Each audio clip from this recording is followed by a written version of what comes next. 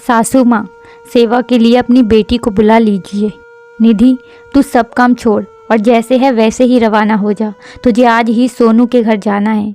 वो बाथरूम में गिर गई है और उसे डॉक्टर ने बेड रेस्ट बताया है।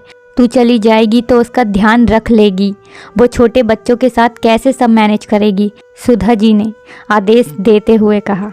लेकिन मम्मी जी, सोनू दीदी तो अकेली नहीं है। उनके घर में उनकी सास है, जिठानी है। फिर मैं जाकर क्या करूँगी? इधर अक्षय का भी ऑफिस है और बच्चों के भी स्कूल हैं। पूरा घर कौन संभालेगा? बस तुझे तो हर बात में जवान चलाना आता है। तू तो मेरी बात वैसे भी कहाँ मानती है। मेरी बेटी वहाँ परेशान हो रही होगी। अरे घर में चाहे सास या जिठानी हो, पर मायके वालों को भी तो कुछ फ़र्ज़ होते हैं। तू जाएगी, थोड़ा काम करवा कर आ जाएगी तो अच्छा रहेगा। हमारी नाक ऊंची हो जाएगी। फिर मैं यही तो कह रही हूँ कि तू सुबह जाना और शाम तक आ जाना। वहाँ रोज़ थोड़ा बहुत उसके हिस्से का काम कराना।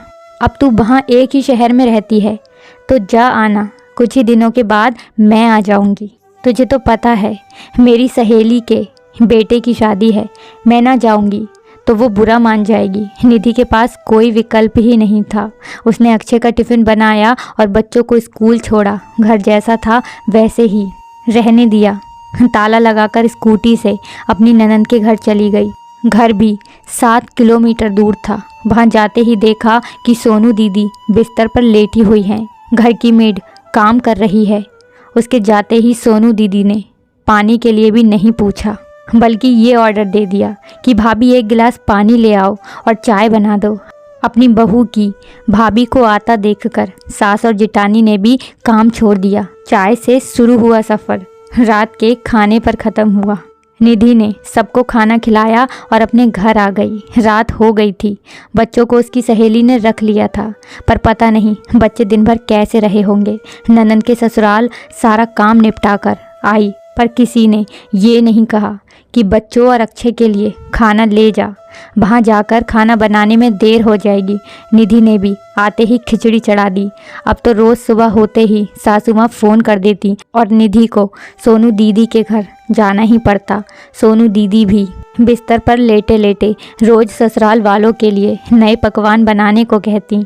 5 दिन तो निधि चली गई, पर शनिवार को निधि ने जाने से मना कर दिया क्योंकि बच्चों और अक्षय की छुट्टी रहती है।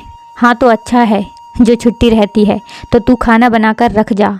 देख बहू, हम लड़के वाले हैं और सोनू के ससुराल जाकर उसके हिस्से का काम करना अब तेरी जिम्मेदारी है। मैं सहेली के बेटे की शादी होते ही आती हूँ। अक्षय, मैं थक गई हूँ। उस दिन निधि बहुत परेशान हो गई थी।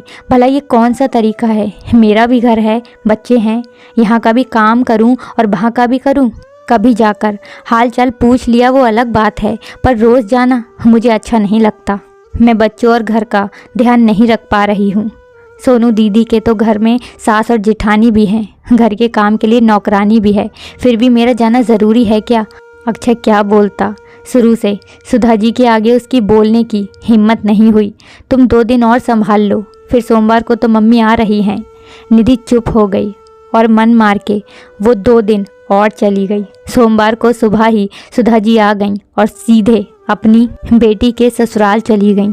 वहीं से 1 घंटे बाद फ़ोन आ गया कि निधि, बच्चों का कमरा थोड़ा मैनेज कर लेना, मैं सोनू को वहीं लेकर आ रही हूँ। ये सुनते ही निधि चौंक गई। आखिर वो सोनू दीदी को यहाँ लेकर क्यों आ रही हैं? उसके बच्चों की परीक्षाएं पास आ रही हैं। उसने अक्षय को फ़ोन किया, पर तब तक सुधा जी सोनू को लेकर रवाना हो चुकी थीं। घर लाकर वो अपनी बेटी की देखभाल में लग गईं। अरे मैं वहाँ रुकती तो अच्छा लगता क्या? बेटी का घर है, मैंने सोचा यहीं ले आऊँ। इसकी देखभाल अच्छे से हो जाएगी, इसकी सास और जिठानी को आराम मिल जाएगा। निधि, कल से सोनू के बच्चे भी स्कूल यहीं से जाएंगे। उनका टिफ़िन बनाना और उन्हें स्कूल लेने छोड़ने की जिम्मेदारी तेरी है। सुधा जी ने बिना कुछ कहे फरमान सुना दिया। निधि समझ गई, मम्मी जी वहाँ रुकती तो काम करना पड़ता। इधर मैं मुफ्त की नौकरानी मिली हुई हूँ जो सब काम कर देगी। अब निधि पर दोहरी जिम्मेदारी आ गई थी। सबका खाना बनाती, बच्चों को टिफ़िन, दूध, नाश्ता, स्कूल लेने छोड़ने जाना, और भी काफ़ी काम रहते थे। सुधा जी और सोनू दिन भर बातें करती रहती थीं और रोज़ खाने की नई फरमाइशें करती रहती थीं। सुधा जी पर अपनी बेटी का बड़ा ख्याल रखती थीं। उसको समय पर दवाई देना और चाय, नाश्ता, खाना खिलाने की जिम्मेदारी सुधा जी बखूबी संभालती थीं।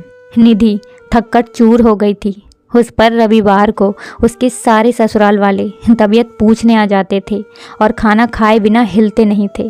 किसी तरह से 1 महीना निकला और सोनू दीदी अपने घर चली गईं और सुधा जी वापस गांव चली गईं। कुछ महीने बाद निधि का स्कूटी चलाते वक्त एक्सीडेंट हो गया। उसके पाँव में फ्रैक्चर हो गया। डॉक्टर ने उसे रेस्ट बता दिया। अब निधि के सामने परेशानी आ गई कि वो क्या करे।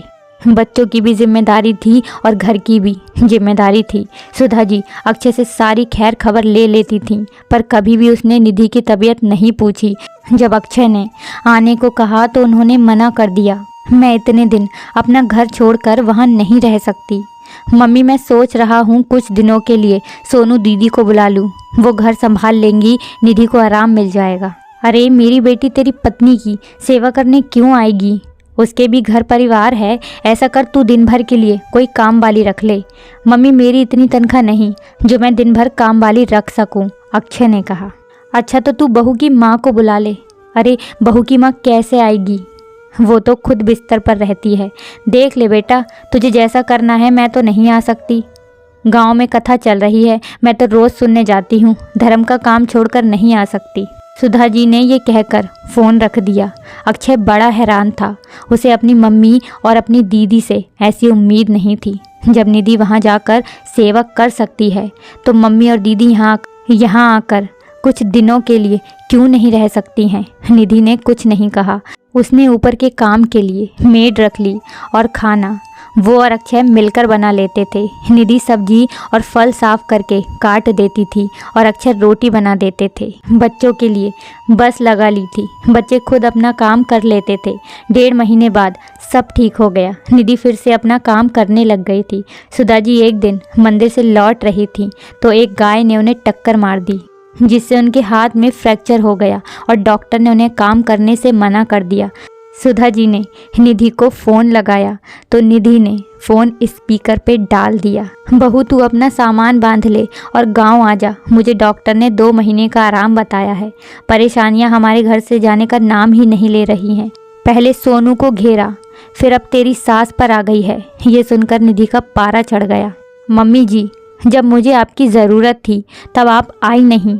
आना तो दूर, आपने एक बार भी मेरी तबीयत नहीं पूछी। और परेशानी अकेली आप और दीदी पर नहीं आई, मुझ पर भी आई थी। आप चाहती तो पापा जी को लेकर यहीं आ सकती थी। हमारी थोड़ी मदद हो जाती। जैसे आपने अपनी बेटी की सेवा की, वैसी चाहे मेरी ना करती, पर अपने पोते पोती और बेटे का सहारा तो बन सकती थी। बहू सबकी सेवा करे, सबके लिए खुद को खर्च करती रहे, पर जब बहू को ज़रूरत पड़े तो आपकी क्या कोई जिम्मेदारी नहीं बनती है? दीदी के घर में तो काफ़ी लोग थे, आपने फिर भी मुझे वहाँ भेजा। मेरे यहाँ तो कोई नहीं था और हम दीदी जितने अमीर भी नहीं थे कि हर काम के लिए नौकरानी रख सकते थे।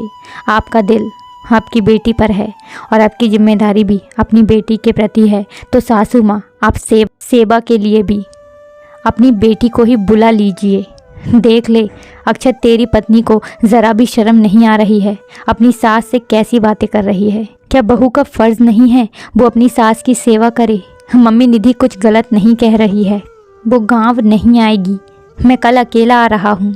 आप कहो तो सोनू दीदी को साथ ले आऊँ? आप उन्हें फ़ोन करके आने को कह दो। सुधा जी की बोलती बंद हो गई। वो कुछ कह ना पाईं।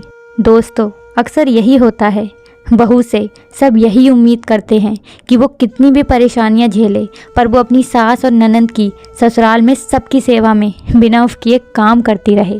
पर जब बहू बीमार हो या किसी परेशानी में हो, क्या सास का ये फ़र्ज़ नहीं है कि वो भी अपनी बहू का उसी तरह ख्याल रखे जिस तरह से एक बहू पूरे घर का ख्याल रखती है? दोस्तों, आपको ये कहानी कैसी लगी कमेंट सेक्शन में हमें ज़रूर बताएं और हमारी पूरी वीडियो को देखने के लिए बहुत बहुत धन्यवाद।